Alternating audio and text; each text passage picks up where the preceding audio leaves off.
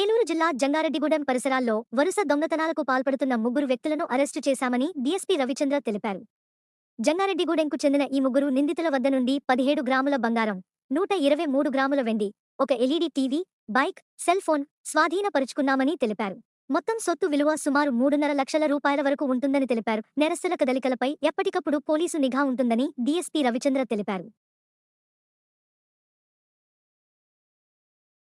మన జంగారెడ్డిగూడెం పట్టణంలో గతంలో జరిగినటువంటి వివిధ రకాల దొంగతనాల సంబంధించినటువంటి కేసుల్లో మన ఎస్ఐ గారు సిఐ గారు ఆధ్వర్యంలో స్పెషల్ పార్టీని నియమించి దొంగల్ని పట్టుకోవడం జరుగుతోంది.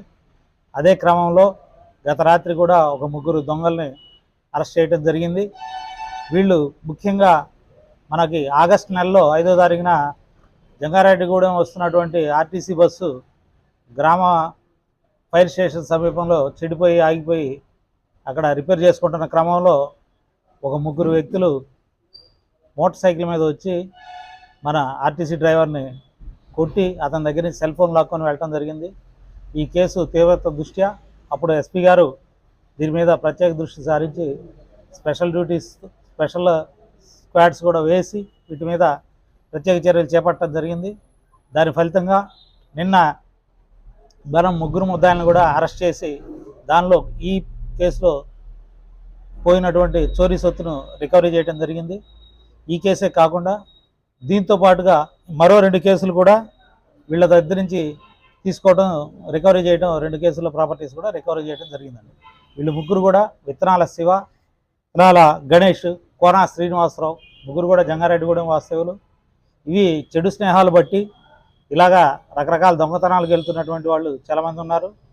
ఈ సందర్భంగా ఇట్లా చెడు తిరుగుతున్నటువంటి యువత మీ మీద ప్రత్యేకమైన నిఘా ఉంటుంది కాబట్టి మిమ్మల్ని గట్టిగా హెచ్చరిస్తూ ఉన్నాం. ఎవరైనా సరే ఇట్లాంటి నేరాలకు పాల్పడితే ఎట్టి పరిస్థితిలో వాళ్ళని వదిలేది లేదు. వాళ్ళ మీద ఖచ్చితంగా షీట్స్ ఓపెన్ చేయబడతాయి.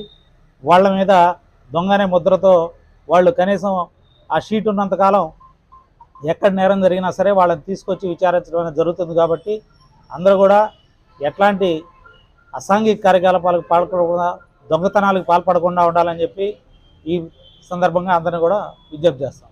నేర చరిత్ర ఉందండి. గతంలో నేరం చరిత్ర ఉన్నటువంటి ముద్దాయిలు వీళ్ళందరూ కూడా.